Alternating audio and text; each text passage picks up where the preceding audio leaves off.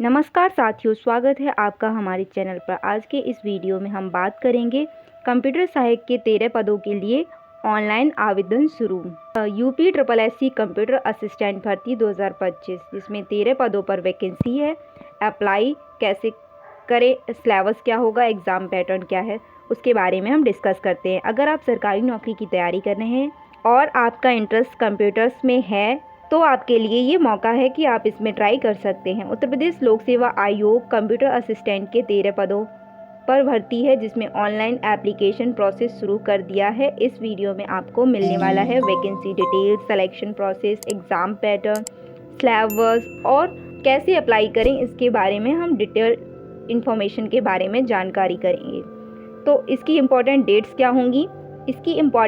क्या होंगी? Online application start हो गया 1 जुलाई 2025 से। Last date for fees payment 1 अगस्त 2025 होगी। लास्ट डेट ऑफ करेक्शन 8 अगस्त 2025 होगी। अप्लाई करने के लिए OTR one time registration number होना मैंडेटरी है। बिना OTR के आपका फॉर्म एक्सेप्ट नहीं हो पाएगा। पोस्ट डिटेल के बारे में बात करें तो पोस्ट नेम जैसे कंप्यूटर असिस्टेंट है। टोटल वैकेंसी 13 हैं। यह एग्ज़ाम आपका उत्तर प्रदेश लोक सेवा आयोग के द्वारा कराया जाएगा। जॉब लोकेशन आपकी प्रयागराज उत्तर प्रदेश में रहने वाली है। और सिलेक्शन के बारे में बात करें तो रिटन एग्ज़ाम होगा और हिंदी टाइपिंग टेस्ट होगा।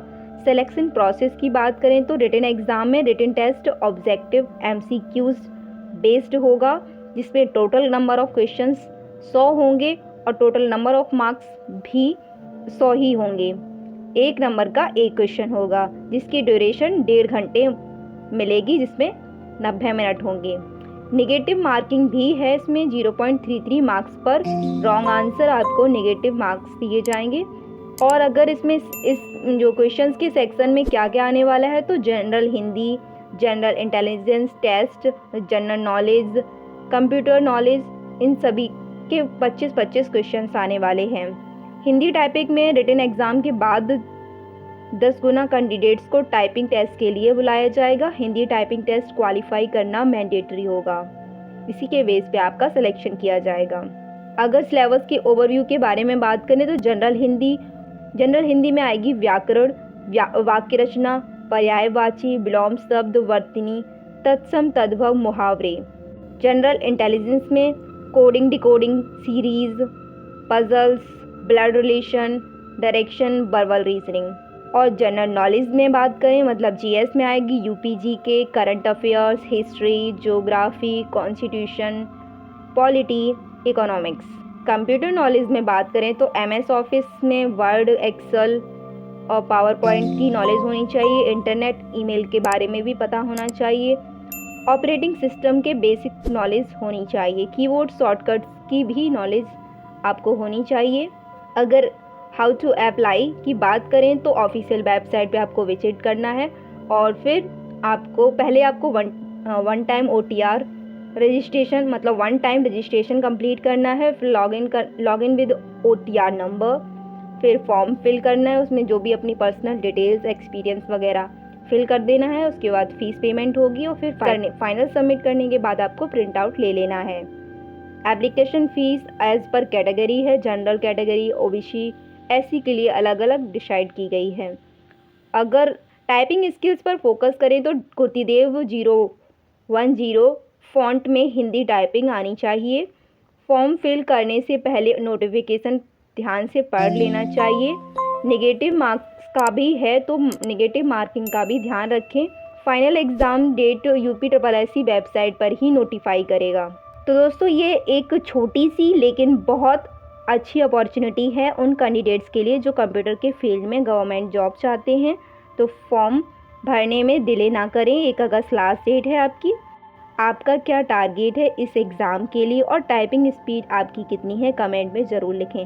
साथ ही हम नेक्स्ट अपडेट की अगर बात करें तो राजस्थान में मतलब वैकेंसी आई हुई है, जो राजस्थान में भी क्यूट के माध्यम से बताया गया है कि उसमें भी वैकेंसी आने वाली है। शिक्षा सचिव श्री कृष्ण कुणाल जी से शिक्षा विभाग की नई भर्तियों को लेकर मुलाकात की। उन्होंने माननीय CM जी की युवाओं के प्रति संवेदनशीलता के चलते लगभग 15,000 पदों पर स्कूल व्याख्याता एवं वरिष्ठ अध्यापक भर्ती आएगी। उनमें से 12,000 से ज़्यादा पद स्कूल व्याख्याता मतलब लेक्चरर पद के लिए होगी। हाल ही में राज्य सरकार ने 177 स्कूल अपग्रेड भी किया है।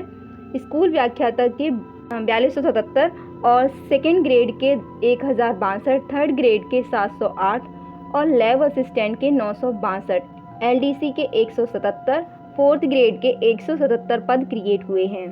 साथ ही नेक्स्ट अपडेट, अगर police modern senior secondary schools में पुलिस की वैकेंसी आई है। ये इसकी लोकेशन प्रयागराज है और जो भी लोग इसके लिए इंटरेस्टेड हों वो इसमें अप्लाई कर सकते हैं। साथ ही नेक्स्ट अपडेट की बात करें तो परिषदीय स्कूल्स मर्जर की शुरुआत हो चुकी है। 50 से कम स्टूडेंट्स वाले होंगे मर्ज।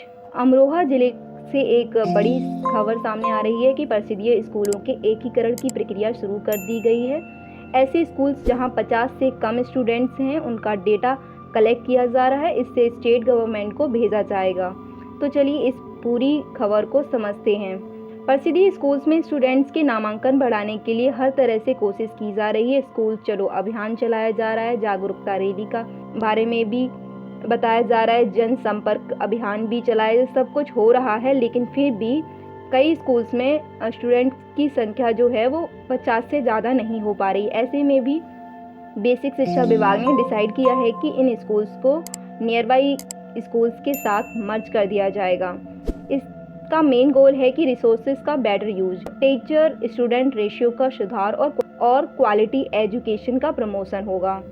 फिलहाल हर ब्लॉक एजुकेशन ऑफिसर बीईओ से कहा गया है कि अपने ब्लॉक से ऐसे स्कूल की लिस्ट भेजे जहां 50 से कम स्टूडेंट्स हैं।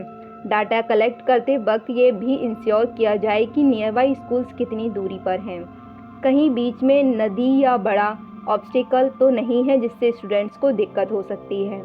पहले भी ऐसे पेयरिंग का एफर्ट किया गया था, लेकिन कई जगह स्टूडेंट्स के नामांकन बढ़ने लगे, इसीलिए मर्जर नहीं किया गया। इस बार पूरा ध्यान सेफ्टी और प्रैक्टिकलिटी पर दिया जा रहा है।